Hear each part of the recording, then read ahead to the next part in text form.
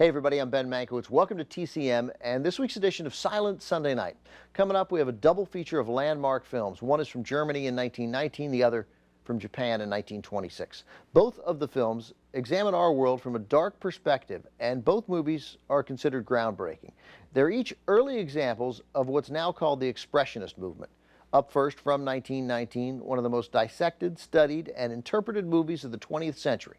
It's The Cabinet of Dr. Caligari, starring Werner Krauss in the title role.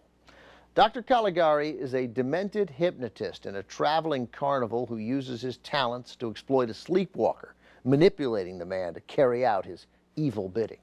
Conrad Veidt is the sleepwalker in the role that established Veidt as a bona fide star. It's a story of madness, mayhem, and murder. Critic Roger Ebert called The Cabinet of Dr. Caligari the first true horror movie, but it's nothing like the horror movies of the 1930s or today. First and foremost, it's perhaps the definitive example of cinematic expressionism. Emotion is elicited through extreme visuals. It may not always be easy to look at, but you will feel something. It's also one of the first films where editing contributed massively to the storyline. And the backdrops are hardly everyday matte paintings. They're abstract interpretations of a scene. Initially, the film was dismissed by critics and moviegoers. It was pulled from theaters. But at the time, with the post-World War I economy in Germany stagnant, German film production ground to a halt, needing something to put in theaters, Dr. Caligari was re-released a year later with a new publicity campaign. And this time, the movie became an international hit.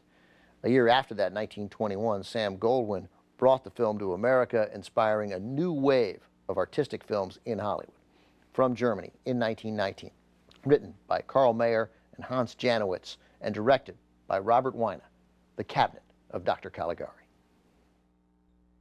The part of the somnambulist, the sleepwalker in The Cabinet of Dr. Caligari, served as a breakthrough role for Conrad Veidt.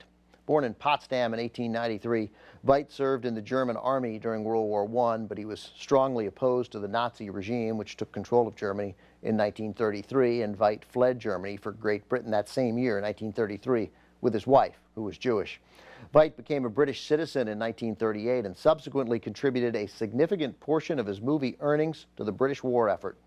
Over the course of his 27-year career, Veidt appeared in over 100 feature films. He worked primarily in England, but occasionally made a movie in Hollywood, most notably as Major Strasser in Casablanca. As in, "We have a complete dossier on you. Richard Blaine, age 37, cannot return to his country. The reason is a little vague," was the worst Conrad Veidt impersonation ever. But, by the way, I have a friend named Teresa Strasser, and I like her 6% less just because of her name. Stay with us for part two of this week's Silent Sunday Night double feature. It's an expressionist film from Japan in 1926, inspired by The Cabinet of Dr. Caligari.